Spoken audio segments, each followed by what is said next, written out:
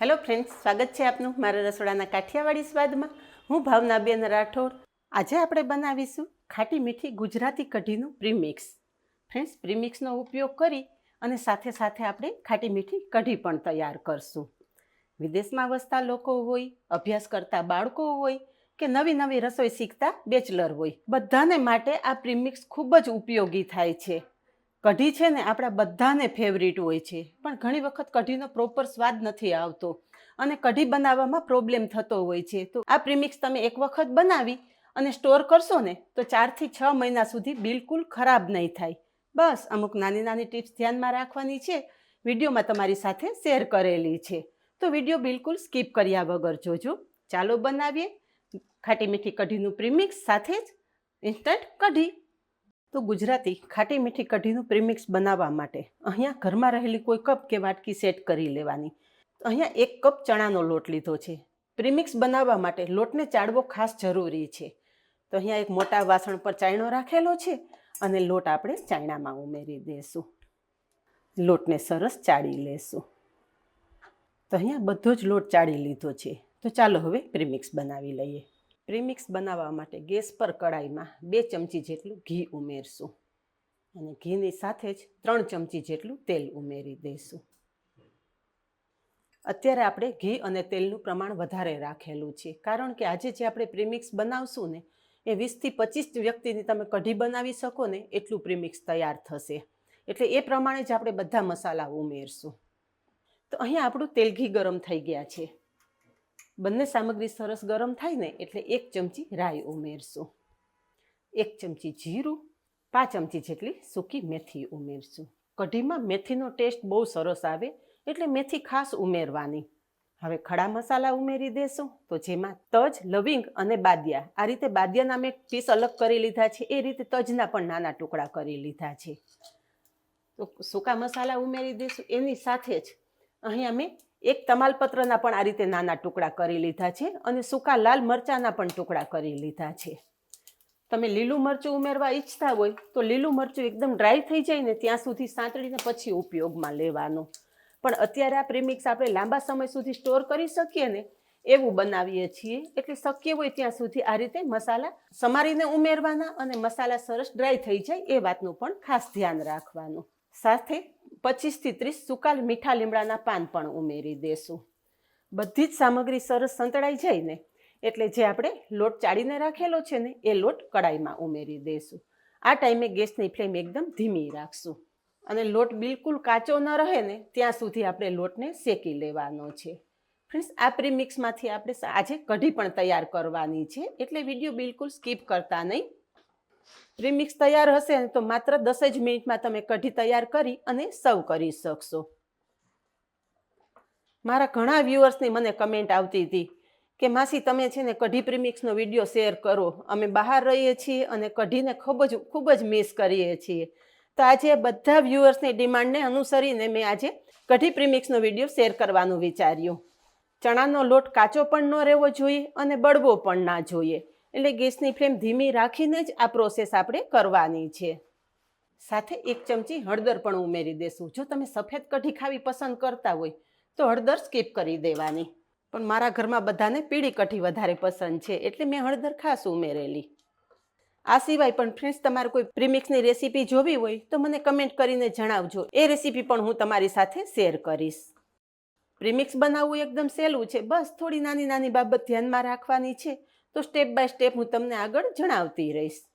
અત્યારે લોટ આપણે શેકવા ઉમેર્યો તો તમે જુઓ કે થોડો ભેગો ભેગો લાગે છે. જેમ જેમ લોટ સરસ શેકાતો જશે ને એમ આપણો લોટ એકદમ સરસ છૂટો થઈ જશે.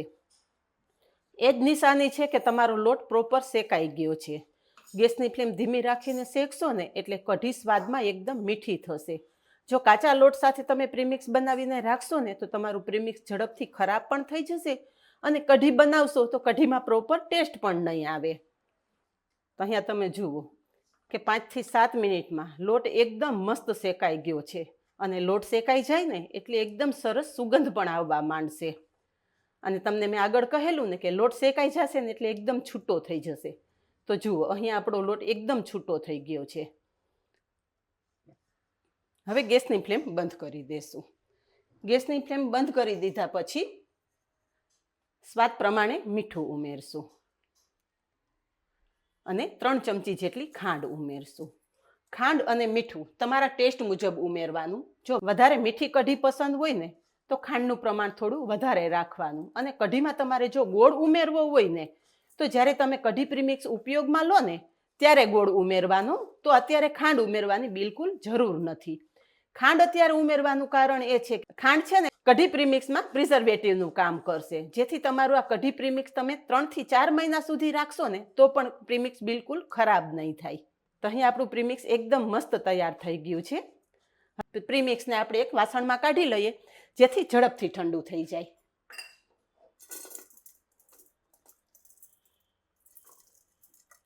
અહીંયા પ્રીમિક્સ એકદમ ઠંડુ થઈ ગયું છે.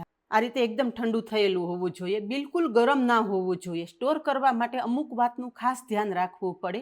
જો ગરમ પ્રીમિક્સ તમે બોટલમાં ભરી દેશો તો 4 થી 5 દિવસમાં જ બોટલમાં એક અલગ પ્રકારની સ્મેલ આવવા મળશે.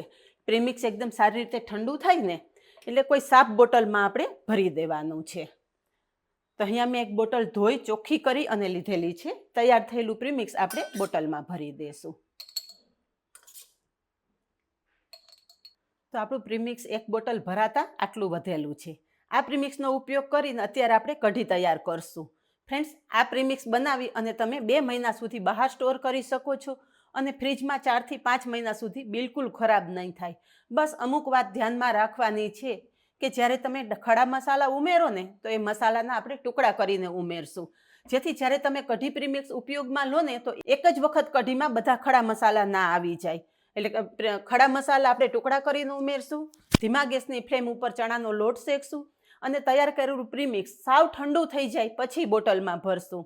બસ આવી થોડી નાની નાની બાબત ધ્યાનમાં રાખશો ને તો તમારું કઢી પ્રીમિક્સ એકદમ પરફેક્ટ તૈયાર થશે. અને આ કઢી પ્રીમિક્સની કઢી એક વખત બનાવી જોજો ફ્રેન્ડ્સ, આંગળા ચાટતા રહી જાવ ને એટલી મસ્ત કઢી થાય છે.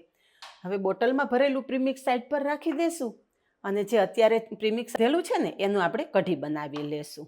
કઢી બનાવવા માટે અહીંયા એક મિક્સિંગ બાઉલ લીધું છે. 1 કપ દહીં ઉમેરશું.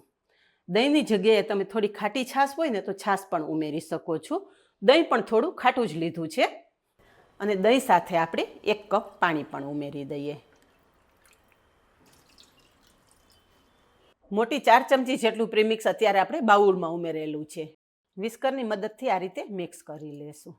ફ્રેન્ડ્સ, આ કઢીમાં હવે તમારે બીજી કોઈ વસ્તુ નથી ઉમેરવાની. બધું સરસ મિક્સ કરી લીધું. કઢીનું મિશ્રણ થોડું ઘટ લાગે છે. કઢી ઉકળશે ને એટલે વધારે ઘટ થશે. તો વધારે 1 ગ્લાસ જેટલું પાણી આપણે ઉમેરી દઈશું. આટલી તૈયાર થયેલી કઢીમાંથી તમે 3 થી 4 વ્યક્તિને સર્વ કરી શકો ને એટલી કઢી તૈયાર થશે. બસ હવે કઢી ઉકાળી લઈએ. તૈયાર કરેલું કઢીનું મિશ્રણ આપણે કડાઈમાં ઉમેરી દઈશું. ગેસની ફ્લેમ મીડિયમ રાખશું અને સતત આ રીતે કઢીને મિક્સ કરતા રહેશું. ખાંડ અને મીઠું તમારા ટેસ્ટ મુજબ એડજસ્ટ કરી લેવાનું.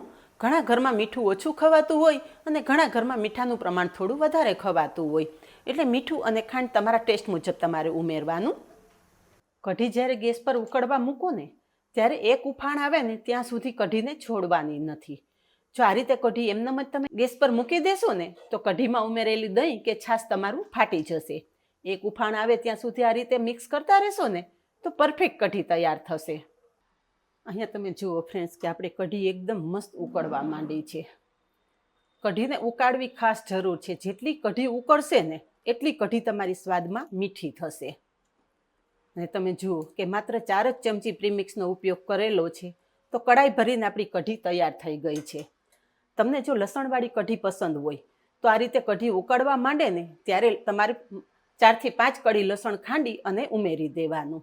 લસણ પાછળથી જ ઉમેરવાનું એટલે એકદમ સરસ ફ્લેવર લસણની તમારી કઢીમાં આવી જશે. બસ આપણી કઢી એકદમ મસ્ત ઉકળી ગઈ છે તો છેલ્લે ફ્રેશ સમારેલી કોથમરી ઉમેરી દેશું અને ગેસની ફ્લેમ બંધ કરી દેશું. તો તૈયાર છે પ્રીમિક્સનો ઉપયોગ કરી અને ગુજરાતી ખાટી મીઠી કઢી. આપણું પ્રીમિક્સ તૈયાર થઈ ગયું અને સાથે સાથે આપણે કઢી પણ બનાવી લીધી. તો ફ્રેન્ડ્સ, તમને જો મારો વિડીયો પસંદ આવ્યો હોય ને તો વિડીયોને એક લાઈક ચોક્કસ આપજો અને આવા જ નવા વિડીયો જોવા માટે ચેનલને સબસ્ક્રાઈબ કરી લેજો અને પાસે રહેલું બેલ પણ પ્રેસ કરી રાખજો, જેથી આવનારા બધા જ નવા વિડીયોની નોટિફિકેશન સૌથી પહેલાં આપને મળે. આજે બસ આટલું જ. મળીએ નેક્સ્ટ વિડીયોમાં. ત્યાં સુધી બાય. Thank you.